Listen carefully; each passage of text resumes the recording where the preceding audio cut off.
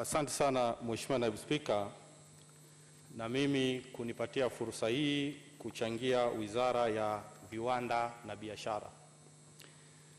Mheshimiwa Naibu Spika, huu ni mwaka wa fedha tunaotaka kupitisha hapa mwaka 2020 na 2021.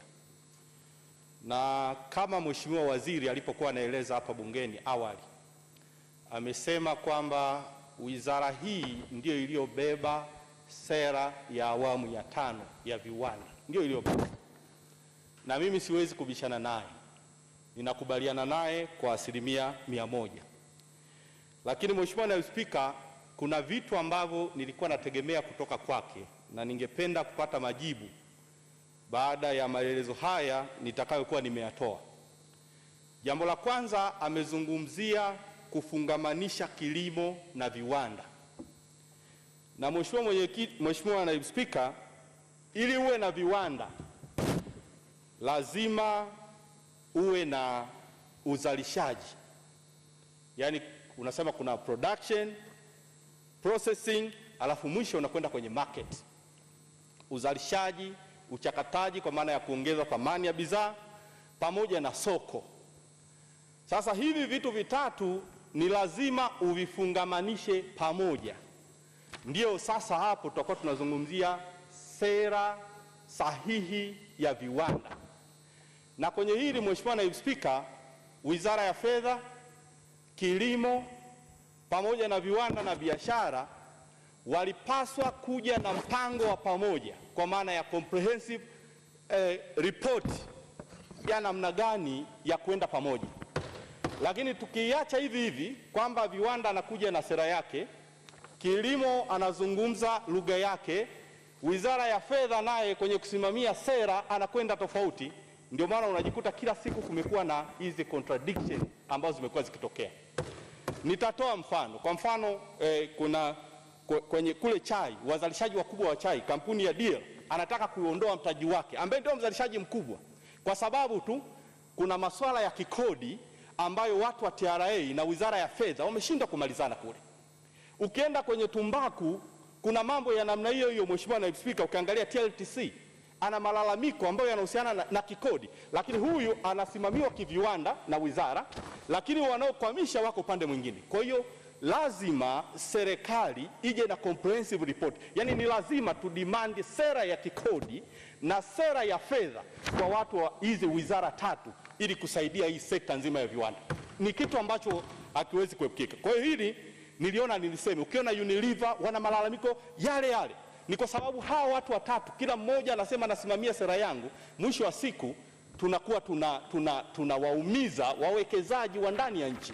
Kwa hiyo hili niliona niliseme ili serikali iweze kuwa na comprehensive report ambayo iletwe ndani ya bunge, tu debate, tuwasaidie way forward ili pasiwe na huo mkanganyiko ambao umekuwa ukijitokeza mara kwa mara.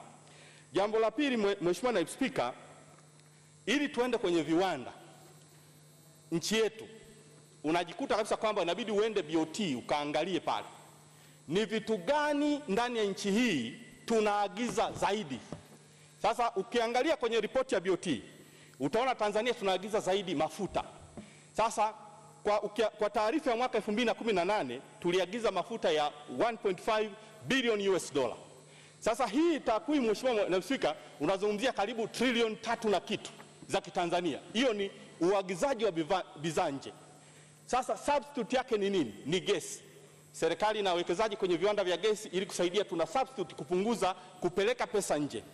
Kuna vifaa vya viwandani tulitumia milioni 600 dola sawa sawa na trilioni 2.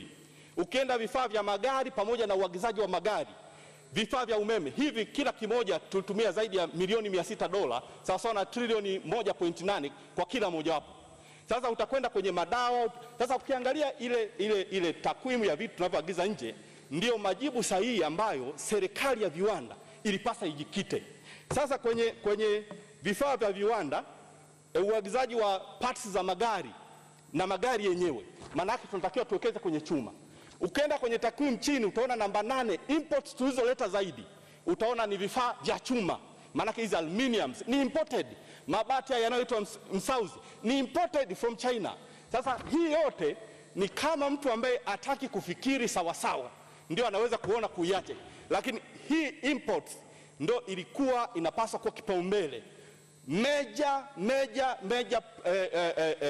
I don't know niseme nini, lakini priority number 1 za serikali kwa sasa. Tuwekeze kwenye viwanda vya chuma ili tupunguze import, tuwekeze kwenye gesi ili tupunguze uagizaji wa mafuta mkubwa, kwa sababu pesa nyingi inapotea kwenye hizi major imports.